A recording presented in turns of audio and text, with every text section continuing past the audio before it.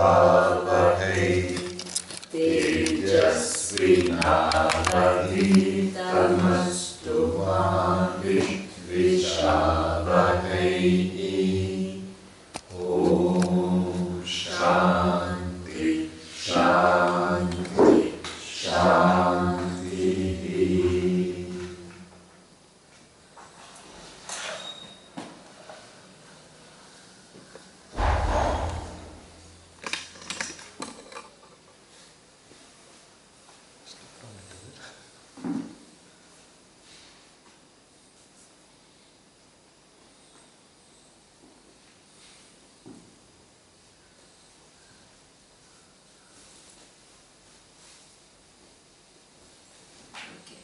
So, let's look at the next verse.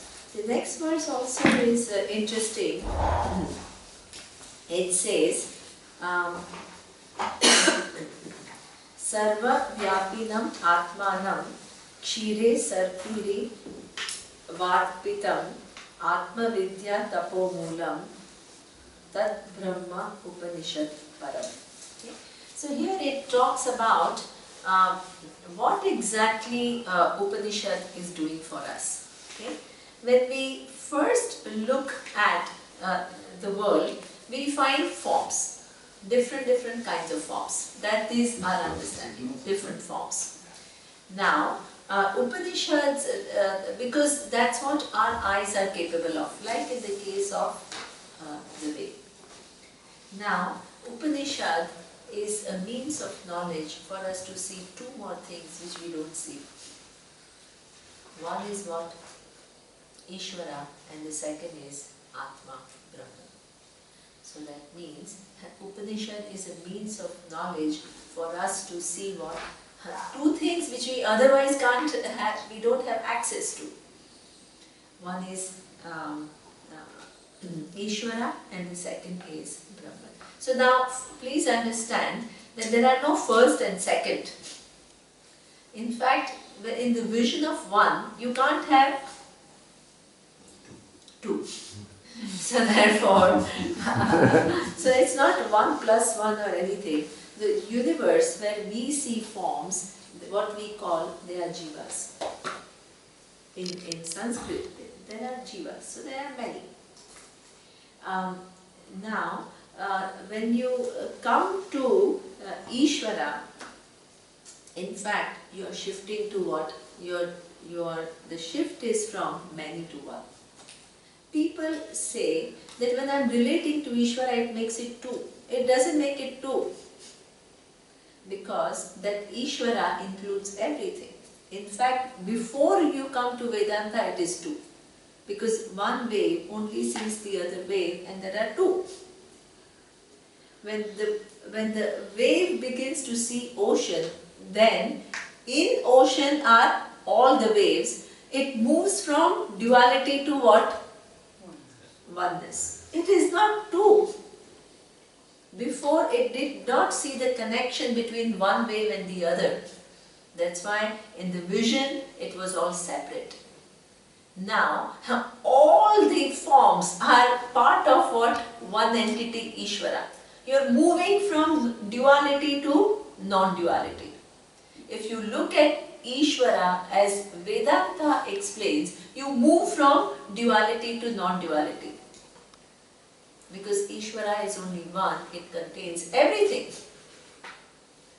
So don't go with the idea that when the jiva is dealing with Ishvara, there is a duality. It is not. The way we define Ishvara, it is not duality. Why? Because every jiva is what included in one entity, which is Ishvara. So therefore, this is, see, so many thoughts and opinions we have, they have to, you need to bring about a shift. Otherwise you'll always say, oh yeah, I'm learning non-duality, but I'm still in duality if I'm relating to Ishvara. Very common problem. You are not, in fact, you are moving from duality. One wave is separate from the other to one entity, which is what? Every wave is what? A part of one entity, which is Ishvara. Where is duality here? So therefore, this is what we call, that is as a result of churning. So here, a very nice example is given. These examples are really amazing because it says that when you first look at the world, you see forms. Here, in this example, when you first look at everything, it all seems like milk. Then, what you do? Churning. And when you do a lot of churning, what surfaces? Butter. Before, you did not even understand that what you just saw everything as forms. When you churn, what you begin to see is what? The butter. What is butter here? You begin to see Ishvara, which was otherwise not visible to you. When you saw the forms, you missed the intelligence from which every form comes. So that means Vedanta makes you see the presence of Ishvara. The way you have to see the presence of Ishvara. Right? So that means then ultimately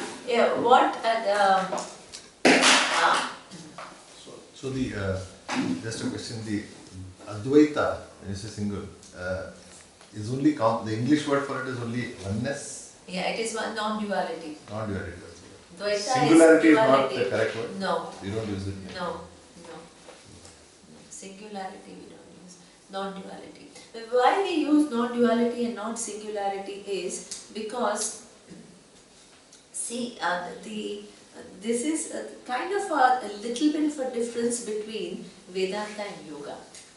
That according to the Yoga, the ultimate is Nirvikalpaka Samadhi. So what they want to do is, they want to eliminate everything and have that singularity. And any form, or if the minute the mind starts thinking, it is for them duality. So when you want singularity, you want to eliminate everything. Okay, you eliminate of the world because you close your eyes, you eliminate the vision of the world. Then you also eliminate your thoughts, you eliminate everything. Whereas what Vedanta says is, in spite of seeing all the forms, you don't need to do anything to the forms. In the forms exactly. In and through the forms is hidden this reality which we miss. So that is why it is a non-duality. That's why there is non-duality. So that means it's not you're trying to stop the visual. Exactly. Visuals. You are actually, in spite of seeing everything, the first conclusion without inquiry is there are many. Okay, I got the difference. You got the difference. That's a good one. So, that is what he says, that the clarified butter is inherent in the milk. Is it produced from somewhere outside? No. It is integral part, but in our understanding, it was not there at all. So a lot of churning is required to see the presence of something which is already there. Vedanta does not produce Ishvara, Vedanta does not produce Brahman. Brahman is already there, Ishvara is already there. It is only lifting your ignorance, lifting your veils so that you can see what is. So this is why, but that is not very apparent, so it requires what? Churning. Without churning, it is not possible. Yeah? So this is what it says, that now, in the both entities, Ishvara and Jiva, so now imagine, the wave is moving, in the previous one, the wave is moving from what? Waveness and all the other waves being separate to one entity called ocean, and in the recognition of the ocean is what getting well, getting well, getting well. But the ultimate purpose of Vedanta is not just that. It is also then what little further churning will lead to what? Seeing of one more reality, and that is what? Water. So that means the water is also ultimate result of churning is what? Coming to understand the water, when there is a complete identity between you and Ishvara. So therefore, this a lot of churning is required. Now, one thing which is extremely important, when you the vision of oneness does not mean that there is there are differences in upadhi. If you don't understand the differences in upadhi, then you will get into trouble. What it means is that this upadhi is different from this upadhi. If you try to say, oh, everything is one, so I have to deal with everybody in the same manner, and hey, you can't deal with anybody in the same manner. In fact, the whole idea of swakarma is what? You are related to different people differently. And different roles require what? Different script. You can't behave the same way with your kids and your parents. You can't. The roles are different, and it requires what? Different approach. So this is, so many conclusions we make based on the vision of duality, which are our own creations, which is not what Upanishad is talking about. If everything is one, therefore I should be same with everyone. That is, therefore, all our therefore logics are mostly faulty. And our extensions, which are our own extensions, this is why you have to follow what Upanishad says. They are very, very, very careful. You have to be sharp in understanding every point of Upanishad accurately. Most of the extensions are wrong. Those are based on faulty logic. We don't realize it. So therefore, upadhi wise, there is a difference. One upadhi is different from another upadhi. One jiva is different from another jiva. How is it different? Tell me. At all three levels. The physical body is different, the mind is different, the karmas that are in the account of the jiva are also different. They are different. Now, each upadhi is different from the other upadhi. Now, Ishvara upadhi is different from jiva upadhi. If you say everything is one, therefore jiva is equal to, jiva upadhi is same as Ishvara upadhi, you are in trouble. You start thinking, oh, I am the one who's created time, I am the one who's created space, I am the one who's created all the characters. Hey, okay, now, if you have, create one cell. You are the mouse. Or the mouse. One toy. Exactly. So there was a very beautiful story in Kathopanishad. Very nice story in Kathopanishad. Kathopanishad, they have all these funny, interesting stories to tell. So there was a war between the Devas and the Asuras. So that means there are all the heavenly entities and there was a war and Devas won. So Devas won, so they thought that it's all like a mouse. All the glory belongs to us. So they started thinking no end of themselves that, oh, we are like really powerful, we are cool, we are, And so then Ishvara wanted to show them that, hey, this is a borrowed glory. It is not their own glory. So therefore, what happens is,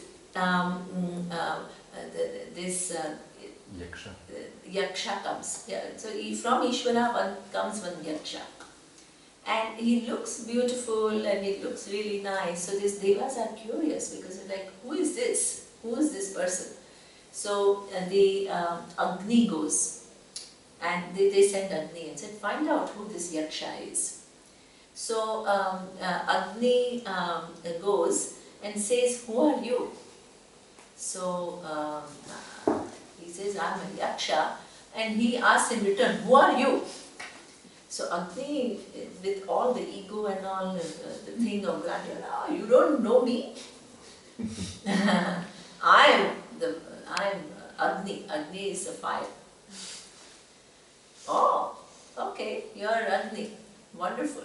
What do you do? What's your job? Again shocked. You don't know what job of an Agni is? I burn things. I burn things. Anything that comes in contact with me, I Disintegrates. I burn into ashes. Oh, okay. Wonderful. He gives him one grass and he says, okay, burn this grass. Agni said, is it a joke? I can burn buildings and buildings. You are giving me one puny little grass and asking me to burn it? Are you mad? But still he takes up the challenge. And then he starts burning it. The grass doesn't get burnt. So therefore, it is to show that every entity that is here in the universe, it's all a derived power. There is nobody who originally has any power. Everything that you have is given to you. Neither you created the earth, which is the body, nor you created the Vayu, which is this, nor you created the Agni, nor you created the air, nor the space. What's the second story? So, then comes the Vayu. So then Agni comes back and he says, I don't know who this Yaksha is, and he said, I couldn't even burn one piece of grass, and then Vayu goes. So again the same thing. Who are you? I'm Yaksha.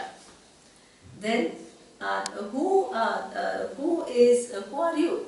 I'm Vayu, the wind. So what is your job? Oh, I can blow things away. When hurricanes come and all, Surya knows he has lived on Reunion Island, on the islands when they have hurricane, everything is, the wind carries everything. So he says, I can blow towns and towns away. He says, oh, okay. Again gives him a grass and says, okay, blow it away. Not able to blow it. So then he comes back. Ultimately, the king of Devatas, Indra. Indras, they all say, now there is, I don't know who has come.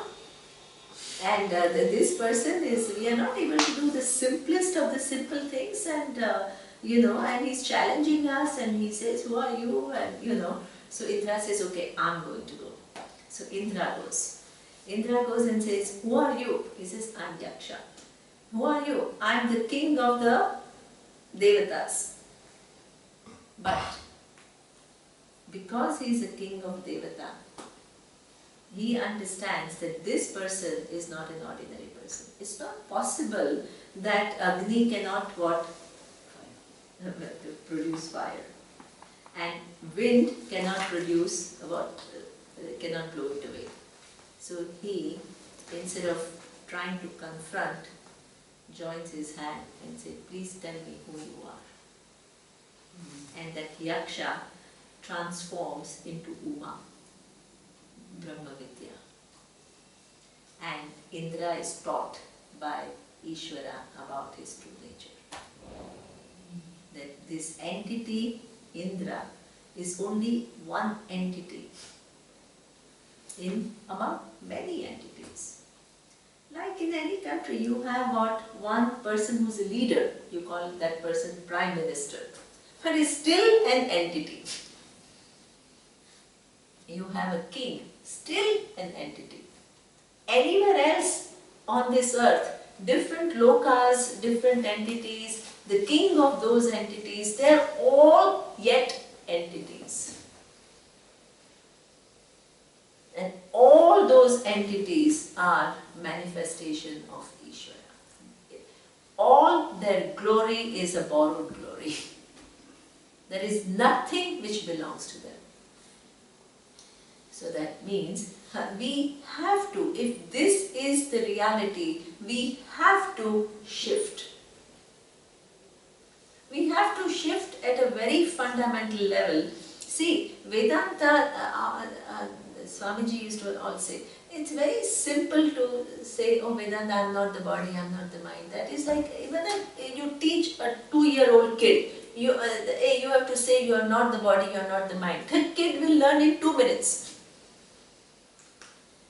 It's no big deal. We make it a big deal out of it. It's nothing. It's really nothing. He says, your relationship with the body and mind has to shift from ownership to trusteeship.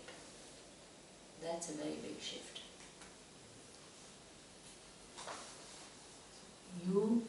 Which part of the body you created? Tell me. Did you sit and make your eyes and your hair and your face? If you had created, then what? Right now the way it is, you would have always wanted something different.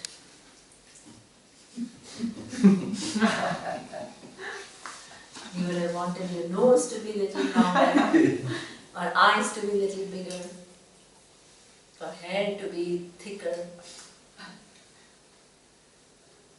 So that means you did not construct, you did not create any one given part of your body.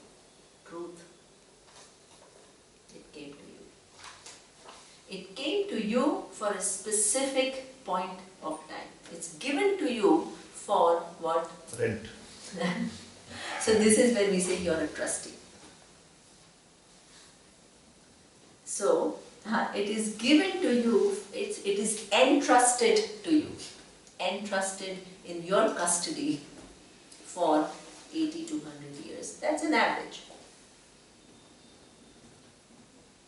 Your mind is also entrusted to you. So that means you have to shift from being the owner to be what? The trustee. This is a very major shift. We always, our sense of ownership with the body is so strong. This is at least me. This is not you. This is why we find accepting Ishvara so difficult, because this is me is so this thing. This is where this idea of trusteeship, it's an interesting idea. When I joined the UN in New York, so they have all these, they give us a tour of the UN. So there is a General Assembly, there is Security Council, there is ECOSOC, then there was a thing called Trusteeship Council. So so generally who are the members of what. Mostly all the countries are member of all these. But trusteeship, I said, now who is a member? I didn't see any meetings taking place at trusteeship or whatever. So I asked, what is this trusteeship council? So they told me that after the Second World War, there was a change of era. Change of era in the sense that it was not just a Second World War. All the countries which were colonized, they all got freedom. Most of them. It was not only India which got freedom, most of the colonies got freedom. So that means now, all of a sudden, countries found them independent. But they had no infrastructure to form the government and rule their own country. So the trusteeship council was created because the people who were the colonizers, they were still given what? Trusteeship to manage. Trusteeship to manage that country. Until the time that the local people were ready and they took over. So that's why India got its independence on 15th August and the real power, the government, 26th April. The 26th January. 1950. 1950. So that means for 3 years. 3 years there was trusteeship. Britishers continued to be in India. But what changed? They continued to be in India, but from the sense of ownership, what they became what? Mere trustees. Mere trustees who had to do their job. So that means your relationship with this body. This body is, if you were the owner, you can defy Ishvara. The body itself is a gift from Ishvara. Where are you going to? Where are the two? This is Ishvara's gift. You say, this is me and why should I accept another entity? Hey, that another entity is from where you have got your body. From where you have got your mind. From where the air is provided so that this body survives. From where waters are provided so that this body survives. What is this arrogance? Oh, if I pray to Ishvara, then there is Dua. Where is the entire thing is Ishvara? What do you own? Where is your ownership? There is no ownership. Zero ownership. You have to begin to live like that. Change in attitude. Every body is a gift from that intelligence. None of us own anything. Where is this ownership? Me. Who is this me?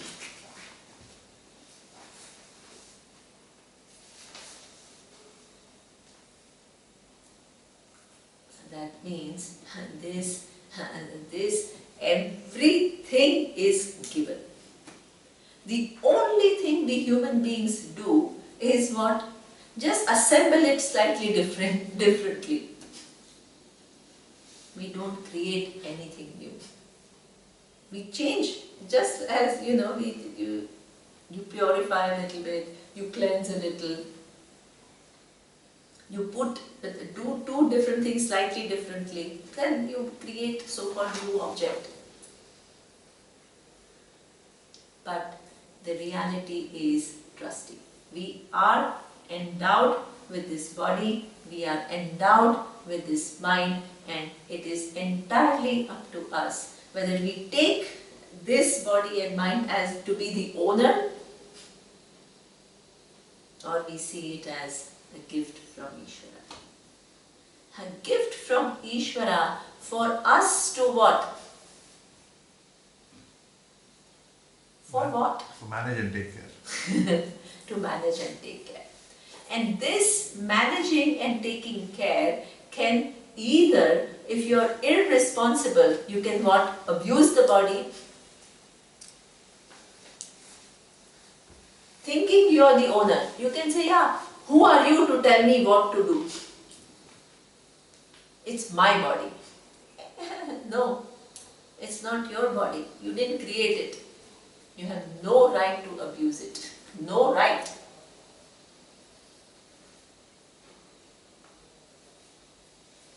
You are trusting.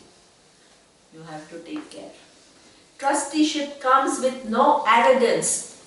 It comes with no false sense of bigness. It comes with responsibility. It comes with gratitude. It comes with seeing, being thankful. And humility. And humility. These are shifts. If you don't make these shifts, Vedanta is very far away. It's not a this Vedanta is an amazing thing. It's not a small thing. Please don't demean Vedanta by our, our own smallness.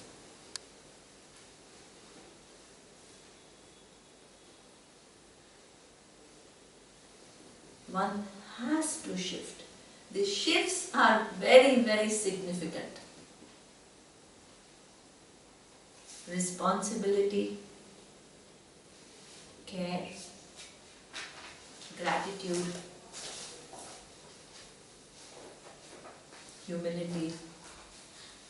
If you understand the idea of trusteeship, nobody has to teach you, oh, be humble.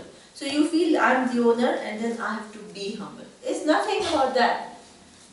When I understand I'm not the owner in the first place, what is there to be proud of? Tell me. These are all these are all the blocks that we make based on our non-understanding. It all becomes natural.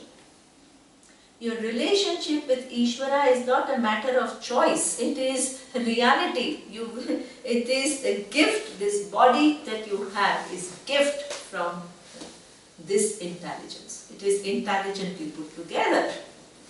It's not randomly put together. Otherwise what happens? You become bigger than Ishvara. And that is a problem. Whereas you have borrowed your existence from Ishvara and you become greater than Ishvara. You don't want to relate to Ishvara because otherwise then there will be difference. Hey, what?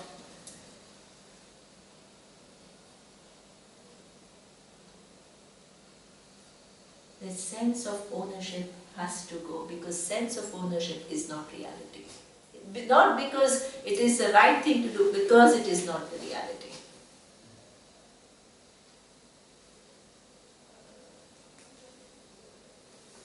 So therefore, this is how you need to, so that means you're moving from entity to the presence of Ishvara, and all the entities are what? Nothing but manifestation. You are actually moving from closer to the non-duality. By accepting Ishvara, you are not moving away from her duality, you are moving closer to non-duality. You have to see that.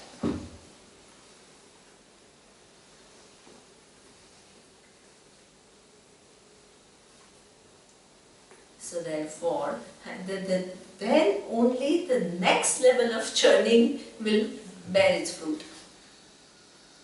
If your ownership still keeps on being here and Ishvara seems like some kind of an alien entity that why should I bow down to, where is the next level? It will not happen. Not happen.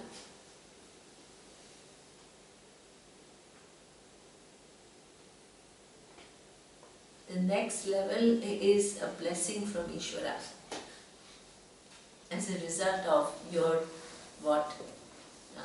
lot of churning and lot of giving up, false sense of everything.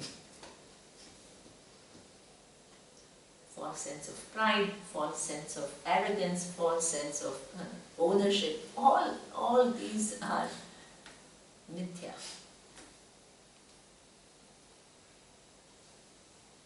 So therefore, the second level of churning. Now, please understand, the second level of churning is a sophisticated operation. If you make a mistake in understanding it, you make such a huge mistake which will make you more abnormal than a normally abnormal person.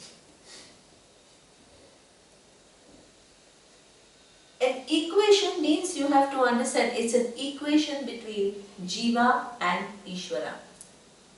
Tat Tvam Asi. Lot of churning is required to understand this equation accurately. If I tell you 3 plus 2 is equal to 1000 minus 995,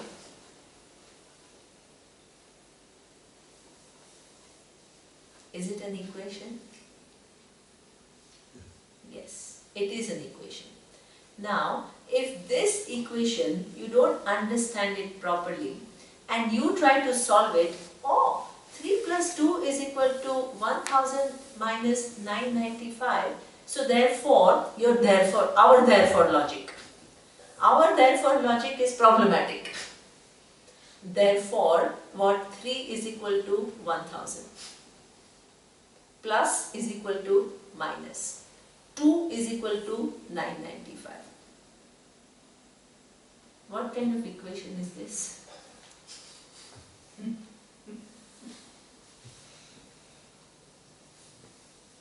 Wrong point of solution. If you use the equation and say, oh, I and Ishvara are only one, it is like that. 3 is equal to 1000. This is equivalent of that. 2 is equal to 995. This is a wrong place. No, I and Ishvara are one, so why should I pray to Adhyatma? Many people ask me this question. Lots of people ask me this question.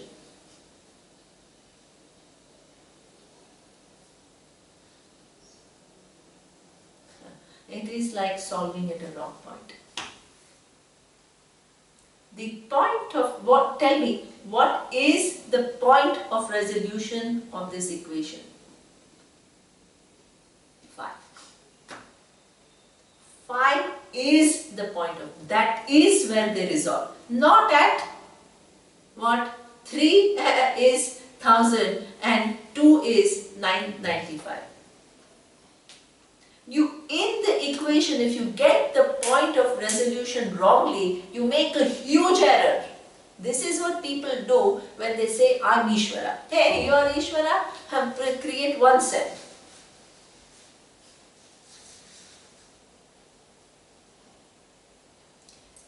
In order for the right point of resolution, what will you do? Tell me. In mathematics, what will you do? 3 plus 2 is equal to 5.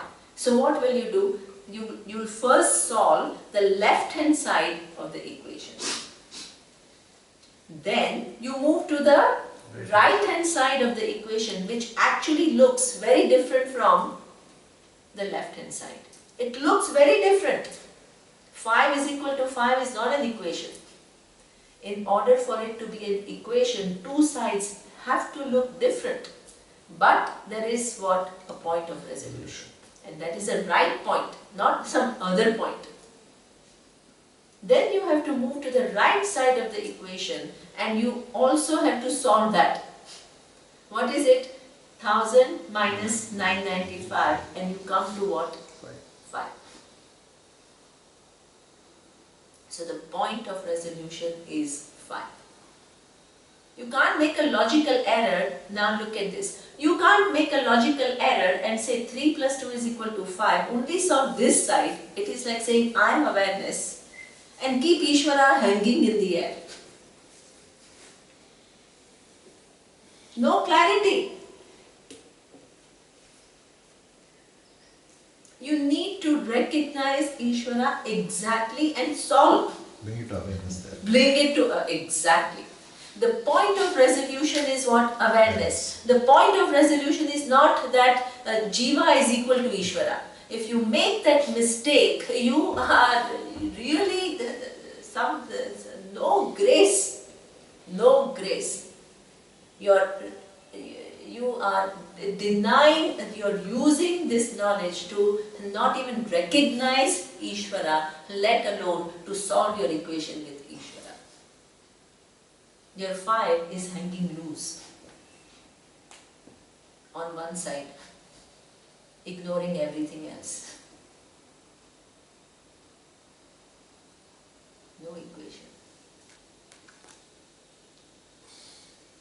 So therefore, integral part of understanding Ishvara, Vedanta is Ishvara. If you ignore Ishvara because it seems that, oh, I'm bringing duality, or because it is now I'm becoming separate, all these problems of our thinking will keep you away from the truth. You have to understand things correctly.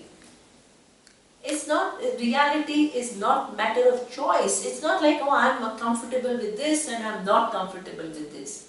Then you remain in your own shell of what you are comfortable with and see where you get.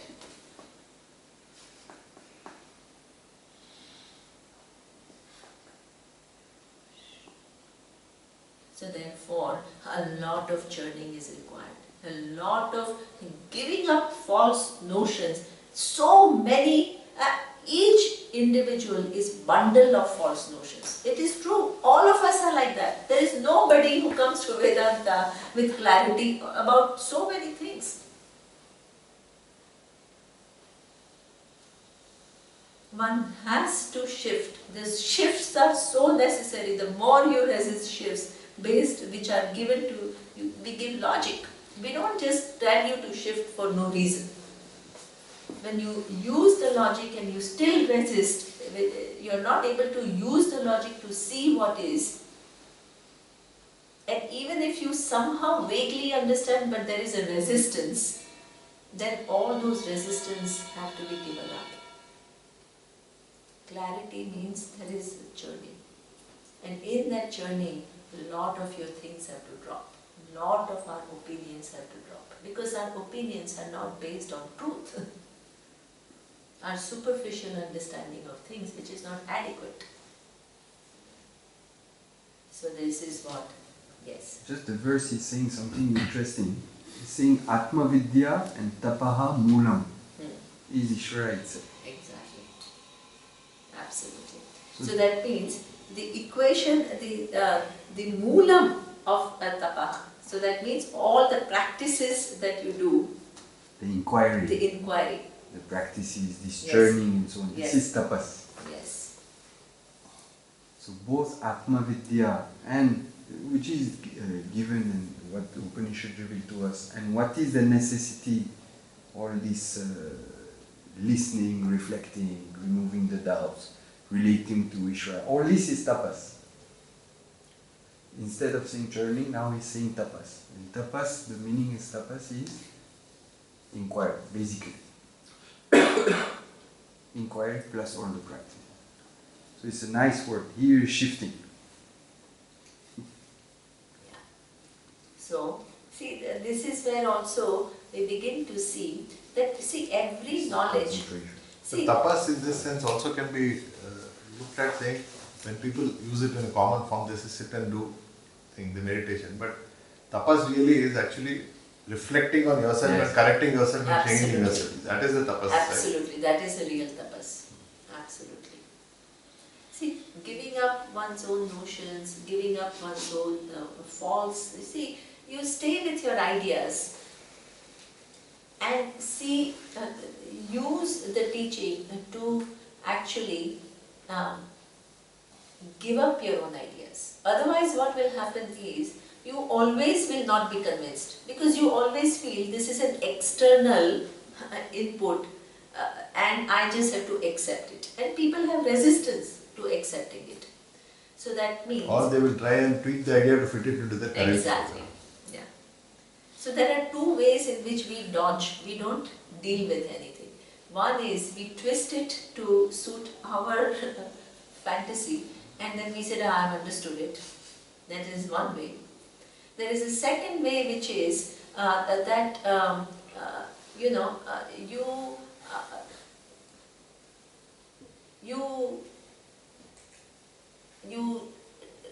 you close yourself to understanding that idea.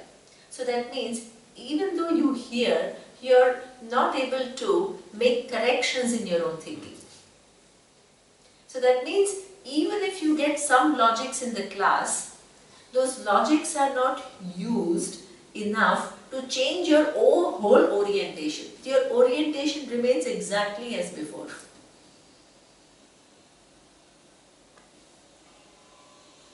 So that means that it is that integration is not taking place.